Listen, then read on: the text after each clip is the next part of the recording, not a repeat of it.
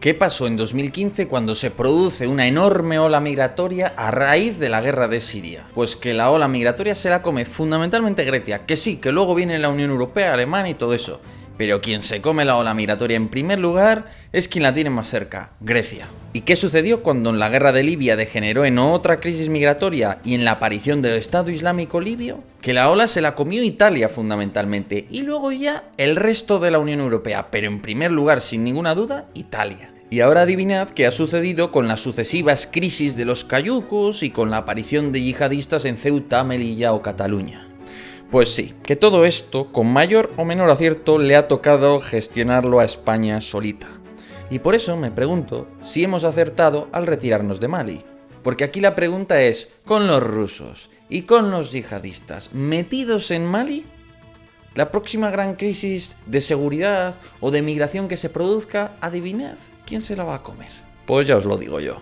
España, nosotros, que somos la primera barrera y somos quienes tenemos una parte incluso de nuestro país en África. Ah, claro, y como los líderes del Sahel han ido echando a los franceses de toda la región, y como creen que las operaciones de la Unión Europea tienen ese aroma, ese tufo a los campos elíseos, pues a nosotros, los españoles, también nos ha tocado irnos. Es decir, que ahora mismo no tenemos ni una triste herramienta política militar que utilizar en África. No tenemos ningún instrumento con el que enfrentarnos a esa crisis hasta que la tengamos en nuestras fronteras. ¿Y sabéis lo que os digo? Que nuestro barco, aunque va en esa flota que se llama la Unión Europea o que se llama la OTAN, pues no siempre tiene los mismos intereses. Y por eso a veces somos nosotros los que tenemos que desviar el rumbo e intentar que sean otros los que nos sigan. Y por eso creo que se debe evaluar seriamente el regreso español a Mali, porque nos interesa geopolíticamente, migratoriamente y policialmente, para que en lugar de tragarnos la siguiente crisis, la digeramos. Así que este es un vídeo en el que planteamos el cómo y el por qué deberíamos reenviar, aunque sea en solitario, a nuestras fuerzas armadas a Mali. O mejor dicho, es un vídeo que explora las posibilidades y las tantea a tenor de que puede ser una opción y una necesidad para garantizar nuestros intereses nacionales. En todo caso, es una opción delicada que deberá debatirse y reflexionarse al máximo nivel antes de ser adoptada. Pero aquí vamos a jugar con esa idea y vamos a lanzar una batería de propuestas. Así que yo soy Yago Rodríguez. Bienvenidos a todos los interesados en asuntos militares, a los que formáis parte de esta comunidad y a los que os interesa pues todo esto que al final es la alta estrategia o la geopolítica. Y como siempre, pues yo soy Yago Rodríguez, bienvenidos a todos, y ahora, comencemos.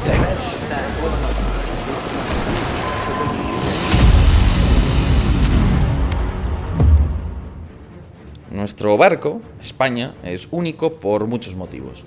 Porque los yihadistas tienen una obsesión con nosotros. Porque somos el único país de Europa con frontera terrestre en África. Porque los atentados islamistas o el auge del narco lo sufrimos igual en Cádiz que en Cataluña.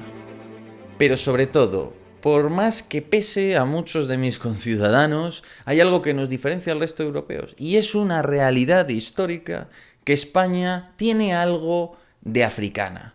Es fundamentalmente un país europeo, pero siempre ha tenido su historia y parte de su territorio en África. Y eso es una realidad histórica, pese a quien pese. Porque 1 de cada 10 españoles han nacido en África, y por tanto son africanos. Así que si tienes un amigo ceutí, melillense o canario, no olvides dónde están localizadas sus ciudades. Porque nuestra historia ha estado marcada por esa relación con África del Norte. Porque nosotros hemos marcado la historia de África y hasta del Sahel. Y si no me creéis, os presento al artista y arquitecto granadino Isaac al-Sahili. Un tipo ignorado en España, pero que según el historiador francés Maurice Delafosse es nada menos que el padre, el creador del estilo artístico arquitectónico saheliano del Sahel, el gótico saheliano, por así decirlo. El Saheli creó la gran mezquita de Djinguereber en Timbuktu, la capital del imperio Songhai. También diseñó el Palacio Real de la misma ciudad y la mezquita de Gao, así como diversos edificios imperiales. Al-Saheli fue el gran arquitecto del imperio de Mali y fue el favorito de la corte del todopoderoso Mansa Musa, el emperador más conocido, importante y rico de la historia de Mali. Oye, ¿qué pasa si hoy un tipo de Estados Unidos, o de Marruecos, o de Alemania quiere conocer la historia del imperio de Mali, de los imperios sahelianos? Pues ya os digo yo lo que pasa, que tiene que leer autores de la península ibérica. A un geógrafo e historiador de Huelva, Abdalá al-Bakri, que se dedicó a hablar con los mercaderes de Andalucía, que, como él recoge en sus escritos, le informaron de la existencia del inmenso río Níger, del imperio de Ghana, el más antiguo de los imperios sahelianos, y este hombre dejó por escrito incluso buena parte de sus mitos y leyendas sobre serpientes y oro. Os digo más, ¿conocéis a Ismael Díaz de Cati? Él es el último descendiente ibérico del toledano Ali Ben Ziryab al-Kuti, cuyo sueño fue crear una biblioteca en Timbuktu durante la Baja Edad Media, hace medio milenio, y lo logró. Hoy su descendiente vive exiliado en España, mientras protege los antiquísimos manuscritos de la biblioteca de Timbuktu que los yihadistas han intentado quemar, y que contienen la historia del Sahel, de Mali. Entonces este es el primer punto de partida. Hay conexiones reales, no nos estamos inventando nada. El problema es que en el Sahel nos confunden con Francia, y como odian a Francia, pues nos ven como un apéndice de Francia. Pero nosotros no podemos ser colonizadores porque somos parte de África, somos parte, inalienable de la historia de ese continente, especialmente de la zona norte de ese continente. Porque nosotros tenemos territorios aún colonizados, como es el caso de Gibraltar. Y porque nosotros somos parte de la historia del Sahel y del Magreb, igual que ellos han sido parte de la historia de la península ibérica.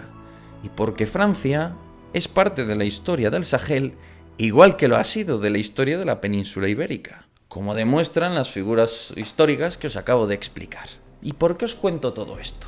Amparándonos en la realidad histórica y haciendo hincapié en ella, España, nosotros, podemos dar la batalla comunicativa con un arsenal que ningún país europeo posee. Podemos presentarnos como un puente y como un país más sensible a la realidad africana. Y no nos engañemos, esta dimensión psicológica ha sido clave para explicar el desastre francés en un Sahel que les odia. Por tanto, lo primero que debemos hacer es poner en orden la historia y elaborar a partir de ahí un argumentario, una historia que queremos contarles a los africanos de quiénes somos los españoles. Y a partir de aquí ya podemos empezar con la primera fase de volver a Mali, el despliegue del poder blando, la convicción, la narrativa, la seducción. La corriente de ideas que domina el África negra es el panafricanismo, como ha escrito Alfonso Mas Oliver para The Political Room en numerosas ocasiones. Así que hemos de buscar escritores y pensadores africanos que vean con simpatía la hispanidad y que prediquen sobre la dimensión ibérica de la historia africana. Y para nuestra suerte, tenemos a Guinea Ecuatorial, el único país africano de habla hispana. No ofendo, sin ofender, por favor. Estamos con Alba Laura. Cuando vas por la calle, ¿vale? Cuando estás en la uni y luego ves a otro guineano, ¿qué te hace saber que esta persona pertenece a tal etnia? Podemos conseguir que haya escritores panafricanistas, ecuatoguineanos, que den una visión positiva de España, que vean a España no como un país solo europeo, sino como parte de la historia de África y como un nexo entre África y Europa. Eso sería muy interesante. Y a partir de aquí, con un argumentario, con gente intelectual que simpatice con lo que somos, podemos empezar a montar redes sociales, perfiles en Twitter, en fin, gente que esté dispuesta, de alguna manera, a abogar por esta causa, por el que España pueda tener un despliegue allí. En este caso, además, desplegar, por ejemplo, a Radio Televisión Española no sería eficaz, pues es un ente demasiado lento, funcionarial y caro. Por eso necesitamos improvisar una fórmula más barata y flexible, más parecida a la que utilizan los rusos y más orientada a las audiencias locales. Y con todo eso se puede ir tejiendo una comprensión y una alfombra psicológica y emocional que nos distinga claramente de los franceses y que nos permita lubricar toda la operación, digamos, de una manera mucho más clara. Y a partir de este punto, con las bases del discurso, la narrativa, el argumentario que quieres dar bien establecidas y amparadas en la historia, ya podemos empezar a hablar de geopolítica. España vive en un emparedado permanente. Al norte tenemos a Francia, al sur a Marruecos y a Argelia. Un primer contrapeso natural a Francia sería Reino Unido, pero mantienen la colonia de Gibraltar. Así que en Europa solo nos queda Alemania a modo de contrapeso cómodo. Más al sur, España ha labrado una discreta pero eficaz asociación con Mauritania, pero este país es insuficiente. Necesitamos de Mali, necesitamos del corazón del Sahel. ¿Qué, cómo y por qué necesitamos Mali? Pues muy sencillo, para empezar con Mali rompemos el emparedado porque emparedamos también a nuestros vecinos del sur con Mali y Mauritania. Para seguir, si nos convertimos en socios de Mali, podremos combatir directamente al yihadismo dentro del país, evitando por tanto que llegue a afectarnos directamente, que se expanda. También podremos influir, marcarle el camino a las autoridades de Bamako para que hagan un esfuerzo adicional en controlarnos la migración ilegal. Y de esta manera tendremos más controlados a los rusos, porque ya sabéis lo que se dice, ten cerca a tus enemigos. Y esto es lo que hay que hacer, porque eso nos permitiría competirle la influencia que está ganando Rusia en el Sahel, ofreciéndole así una alternativa al gobierno de Bamako y poniéndole un contrapeso a Rusia. Se trata al fin y al cabo de que ofrezcamos a Mali una alternativa que no sea ni Rusia ni Francia, para que por lo menos podamos garantizar que ellos tengan dónde elegir si quieren que nosotros estemos con ellos. Ahora bien, todo esto es muy sencillo de decir y de exponer en un vídeo de YouTube, pero para materializar una estrategia ambiciosa como la que se propone, no necesariamente onerosa en términos económicos, pero desde luego ambiciosa, pues hay que ensuciarse mucho y hay que arriesgarse mucho. Por eso, antes de entrar al meollo del asunto, quiero que veamos brevemente cuál ha sido la experiencia francesa y el porqué del desastre que han vivido en el último lustro. Hasta ahora los franceses desplegaban una brigada motorizada de la Legión extranjera con un escuadrón de helicópteros de apoyo, una batería de artillería y una escuadrilla de cazas listos para ayudar en Mali. Estas fuerzas solían ir además acompañadas de tropas auxiliares originarias del Sahel. Con estas tropas, Francia acompañaba al ejército maliense a combatir al norte y mantenía a raya a los yihadistas. Y mientras Francia llevaba el peso de las operaciones militares sobre el terreno, ¿a qué nos dedicábamos en la misión europea y a qué se dedicaban los estadounidenses, que también han tenido sus bases en la zona? Pues los europeos entrenábamos como podíamos a los cadetes malienses y los americanos mantenían fuerzas especiales y sobre todo una base con drones encargados de localizar objetivos terroristas para que Francia los destruyera. Pero ahora mismo todo este despliegue ha desaparecido y no queda ni una base francesa, ni europea, ni americana en la zona. Por tanto, en estas condiciones, si hay que volver en solitario, ¿cómo puede plantearlo España? Siendo realistas. Si queremos hacer un esfuerzo comparable al que hacía Francia, sería necesario recortar muchas otras operaciones en el exterior, o bien reduciendo a la mínima expresión las misiones en el flanco oriental de la OTAN, o bien concluyendo la misión de Líbano. Y aún así, sería probable que necesitásemos que el Congreso apruebe partidas presupuestarias adicionales. No obstante, se podría ahorrar mucho dinero, se podría hacer todo mucho más barato, si en lugar de buscar un despliegue tan convencional como el francés, optáramos por algo más económico por la vía de los contratistas, tema muy espinoso más en un país sensible a estas cuestiones como es España. En España hay empresas de contratistas, pero son pequeñas o carecen de profesionalización, nada que ver con cosas como la sueca Scandinavian Risk Solutions. España no tiene compañías de seguridad privadas integradas en el Estado, como para poder considerarlas socios fiables para una aventura saheliana. Por eso creo que deberíamos considerar el siguiente modo de organizar nuestras fuerzas. Ahí va. El ejército de tierra asegura una serie de bases y puestos en Bamako, Gao y Timbuktu, y junto a la Guardia Civil y la Policía Nacional establece programas de adiestramiento para el ejército y la policía de Mali, todo con el apoyo del gobierno de Mali.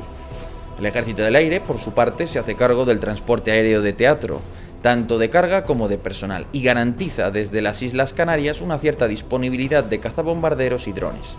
Las fuerzas especiales del Ejército del Aire, los zapadores paracaidistas, se reservan para operaciones de búsqueda y rescate o evacuación en circunstancias extraordinarias, como derribos de pilotos. Por su parte, el Mando de Operaciones Especiales y en menor medida la Fuerza de Guerra Naval Especial proveen pequeños equipos de tareas que dirigen a los contratistas españoles y acompañan a las tropas malienses en las misiones más peligrosas del norte. De esta forma, haciendo un uso intensivo de fuerzas especiales controlando equipos de contratistas, se hace mucho menos oneroso el despliegue en términos económicos y en términos humanos, puesto que se ahorra en bajas de tropas españolas allí, que es lo que resulta más sensible para la opinión pública. Además de todo esto, España ya ha demostrado su capacidad para lograr que ejércitos de Centroamérica formen coaliciones con nuestro país en operaciones internacionales, por lo que nuestros hermanos al otro lado del charco pueden contribuir al esfuerzo humano si se hace la diplomacia adecuada. Por último, los servicios de inteligencia tendrían que encargarse tanto de la seguridad del despliegue como de las operaciones de compra de armamento soviético para apoyar al ejército maliense, que a buen seguro aceptará ese armamento. Con un despliegue así, pues reduciríamos notablemente la influencia, sobre todo maligna, que pueda ejercer Rusia, le disputaríamos por tanto el flanco sur de la OTAN, tendríamos una fórmula para enfrentar en mejor posición las crisis cíclicas con Marruecos y con Argelia, tendríamos una manera de luchar contra el yihadismo allí donde se macera y donde de alguna manera tiende a eclosionar, limitando por tanto la expansión del mismo y la aparición de nuevos estados islámicos, y por tanto obtendríamos también una herramienta para luchar contra la migración ilegal. Y además, construyendo unas relaciones adecuadas en términos de igualdad con el Estado maliense y convirtiéndonos en socios fiables, si se pacifica la zona, si hay buenas relaciones, adquiriríamos bastante más peso en la construcción de infraestructuras terrestres entre África Occidental, que acumulará más de 1.000 millones de habitantes en las próximas décadas, y Europa. Cuando haga falta, por tanto, tirar cables de internet terrestres, establecer antenas de recepción satelital de internet, construir un gaseoducto, una carretera o una vía de tren, nuestras empresas estarán mejor posicionadas que las de terceros, debido a nuestras buenas relaciones con Mali. Además, de la mano de Javier Colomina, España le ha ganado la partida en la OTAN a Italia, y hemos logrado que el enviado especial para el flanco sur de la OTAN sea un español. Lo que significa que esto es una oportunidad para conjugar nuestros intereses con los de la OTAN y con los de Ucrania, ¿por qué no? Porque quizás más importante que eso sería explicar en la OTAN y a Ucrania la necesidad de hacer la pinza a Rusia en Mali, para que no puedan usar la migración y el yihadismo como arma electoral en nuestros países. Y ojo, es que España ya tiene algunas condiciones de partida que le posicionan en un lugar cómodo para iniciar una aventura, entre comillas, de este tipo. Una posición mucho mejor que la francesa. Primero porque no somos franceses. Segundo, porque ya tenemos unas excelentes relaciones con Mauritania, que a estos efectos son muy útiles. En tercer lugar, porque tenemos las Islas Canarias, que como trampolín logístico son geniales. ¿Y qué narices? España tiene territorio en África, España tiene un alma africana. Ceuta, Melilla y Canarias. ¿Por qué no pedir un puesto como observador de la Unión Africana tal y como nos habilitan sus estatutos? Y además de todo esto, con las excelentes relaciones que tenemos con nuestros queridos vecinos marroquíes en estos momentos, estoy seguro de que, dada la inmensa cantidad de favores que les hacemos ante la Unión Europea, a ellos no les importará en la Unión Africana apoyar que España sea integrada como observador dentro de esa organización internacional. Pero siempre hay un pero, y en este caso son varios y muy gordos. Intervenir en Mali exige tener un plan claro y una serie de responsables muy ejecutivos, gente muy eficaz, que sepa bajar lo que el papel soporta al fango de la realidad. Además, esta iniciativa casi garantizaría que habría bajas militares muy sensibles para la opinión pública, que no entendería nuestro despliegue si no se hace mucha pedagogía. Un plan así también exigiría continuidad, o lo que es lo mismo, contar con las Fuerzas Armadas y con la oposición política para lanzarlo, ya que si ambos se oponen de plano, será como meter dinero en un bolsillo roto. Y por último, un dilema moral o de opinión pública. Wagner, Afrika Korps, los rusos y Mali sabemos que están perpetrando crímenes de lesa humanidad. Entonces podría dar la sensación de que España, al relacionarse con el gobierno de Mali, autoriza o acepta incluso tácitamente esa situación. Una patata caliente que podría sumarse a las acusaciones de neocolonialismo, uso de mercenarios y demás. Por eso sería muy importante que se comprenda que España va a Mali a competir con Rusia, eligiendo el mal menor de ofrecer al gobierno de Mali una alternativa a los rusos, y a la vez intentando que al menos Estados Unidos y algunos países europeos se impliquen con la operación española para terminar por respaldarla y tomar parte en la misma. En definitiva, haciendo una estrategia adecuada, con unos medios muy económicos, uso de redes sociales, uso de contratistas, fuerzas especiales y un cierto despliegue básico militar, se puede volver a Mali y hacerlo sin correr unos riesgos disparatadamente elevados. Pero hay una serie de patatas calientes para la opinión pública y una serie de riesgos militares inherentes a toda operación, pero que en este caso no se pueden enjuagar bajo el escudo de una organización internacional, porque si pasa algo, se lo va a tener que tragar el ministro de turno. Y eso no es fácil. Además, es necesario que las propias Fuerzas Armadas y la oposición política estén de acuerdo con esta operación, porque si hay una oposición real de plano, el continuismo no está garantizado. Y en este tipo de acciones es fundamental que haya continuidad en el esfuerzo, o si no, los recursos invertidos terminan por ser recursos gastados.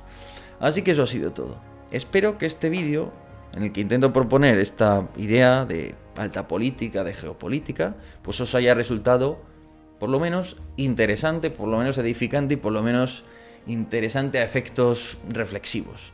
Probablemente nunca sucederá, probablemente es demasiado arriesgado y no sé, no veo a muchos decisores capaces de atreverse a algo así, pero si hubiera que volver, y que es algo que es para plantearse, yo creo que lo suyo sería hacerlo así.